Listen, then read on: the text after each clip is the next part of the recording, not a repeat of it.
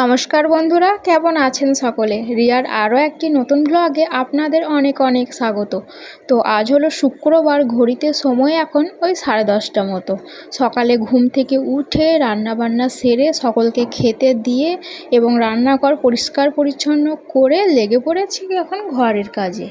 সকলকে জানাই শুভ সকাল। সকলের যেন দিনটি খুব ভালো যায়। জানেন, খাটটা অনেক দিন পরিষ্কার করা হয় না, তাই ভাবলাম আজই পরিষ্কার করে ফেলি। তাই ফুল এনার্জি নিয়ে লেগে পড়েছি পরিষ্কার করতে। খাটে যেগুলো বিছানো ছিল সেগুলো সব তুলে নিয়েছি এবং তারপর বালতিতে সার্ফ জল নিয়ে একটা কাপড় দিয়ে বেশ ভালো করে চারিদিক মুছে নেব। খাটটা আমার বিয়ের আগেই কেনা হয়েছিল, প্রায় 5 বছর হয়ে গেল।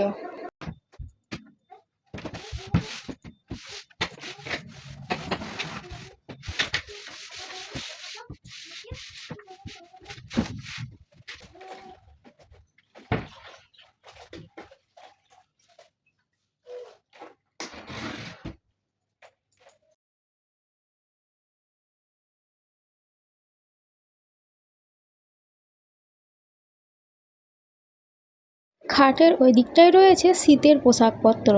জানেন, আমার আলমারিতে না একদম জায়গা নেই, সব জামা কাপড়ে ভর্তি হয়ে গেছে। তাই শীতের পোশাকগুলো খাটের নিচেই রেখে দিই। আর একটা যে আলমারি কিনবো তারও উপায় নেই। এখানে সব ছোট ছোট জায়গা, ছোট ছোট ঘরবাড়ি। ঘরে একটা খাট আর একটা আলমারি রাখলে আর কোনো ফার্নিচার রাখার জায়গা থাকে না। আর এই খাটটা এতটাই বড় যে ঘরে হাফের বেশি জায়গা জুড়ে নিয়েছে। তো আমার খাটের উপরের দিকটা বেশ পরিষ্কার করে মোছা হয়ে গেল। তো চলুন খাটের এই সাইডটায় কি আছে দেখি। আর এই দিকটায় রয়েছে পুরানো জামা কাপড়, মানে যেগুলো আর ব্যবহার করি না। আর আমার শাশুড়ি মায়ের দু একটা ক্যাঁথাও রয়েছে এদিকে। এখানে জানেন, পুরানো জামা কাপড় বিক্রি হয়ে যায়। যখন বেশ অনেকটা পরিমাণ জামা কাপড় জমা হয়ে যায় তখন বিক্রি করে দিই। আমার মনে হয় পুরানো জামা কাপড় সব জায়গাতেই বিক্রি হয়, পশ্চিমবাংলাতেও শুনেছি বিক্রি হয় এখন। তো পুরোপুরিভাবে হয়ে গেল আমার মোছা কমপ্লিট। আর এই যে আমার মেয়ে, ওর সামনে ক্যামেরা অন করলেই হলো, আমায় বলবে মা আমাকে ডিস্টার্ব করবে না, আমি এখন ভিডিও বানাচ্ছি। সত্যি আজকালকার বাচ্চারা এত অ্যাডভান্স হচ্ছে, এক এক সময় মনে হয় ওদের কাছ থেকেই আমাদের অনেক কিছু শিখতে হবে। তারপর একটা কাপড় দিয়ে গদি দুটোকে বেশ ভালো করে ঝেড়ে নিলাম এবং খাটে জায়গা মতো সেট করে দিয়ে টান টান করে বেডশিট বিছিয়ে দিলাম। দেখুন, এই এত নোংরা বেরোলো। আমি সপ্তাহখানেক আগেই জয়পুর গেছিলাম 2 দিনের জন্য। ওখানে গিয়ে দেখি ও মা, গরমই নেই, আবার যে বেশ ঠান্ডা আছে সেটাও বলবো না। তবে খুব সুন্দর ওয়েদার, দিল্লির থেকে অনেক গরম কম। তারপর ঘরটা বেশ ভালো করে ঝাড়ু দিয়ে মোছা লাগিয়ে নিলাম।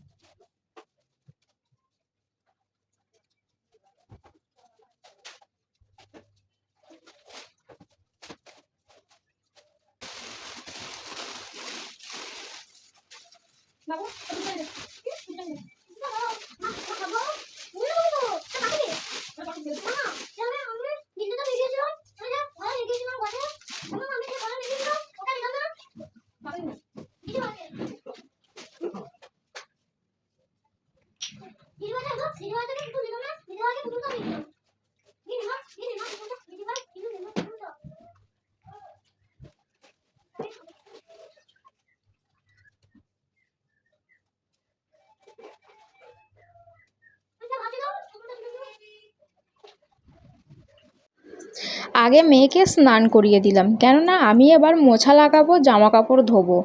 ও ততক্ষণ সমান জল ঘাঁটবে, তাই ওকে স্নান করিয়ে এবার কার্টুন চালিয়ে দেব, দিয়ে আমি আরামসে কাজগুলো করে নেব।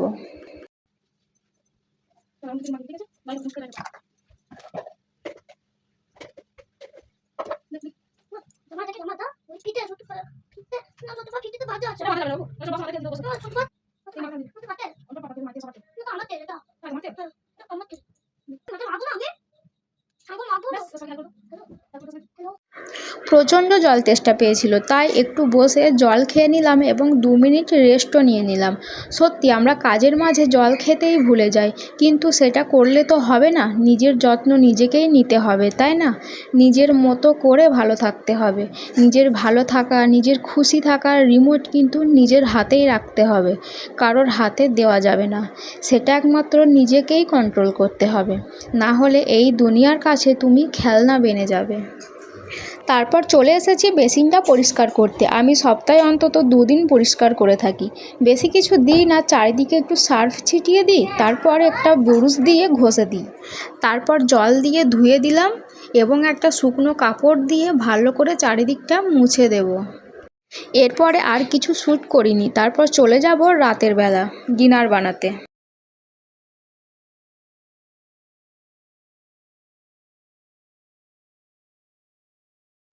এখন চলে এসেছি রান্নাঘরে ডিনার বানাতে। আগেই সমস্ত কিছু জোগাড় করে নিয়েছি। আজকে ডিনারে থাকবে পরোটা, চিকেন কষা এবং টক দই। খুব কম তেলেই রান্নাটা করছি। এই গরমে খুব একটা তেল মশলা খাওয়া শরীরের পক্ষে ঠিক নয়, তাই না?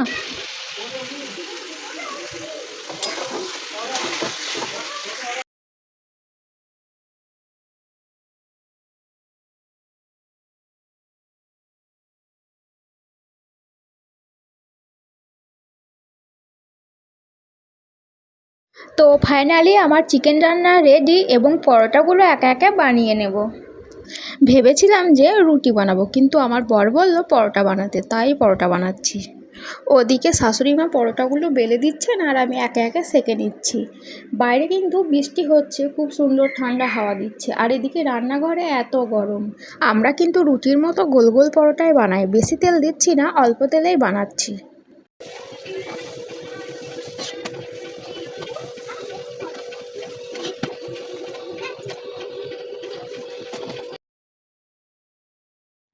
তো চলুন বন্ধুরা, ভিডিওটি এখানেই শেষ করছি। এরকম নতুন নতুন ভিডিও পেতে চ্যানেলটি সাবস্ক্রাইব করে যাবেন এবং বন্ধু হয়ে পাশে থাকবেন।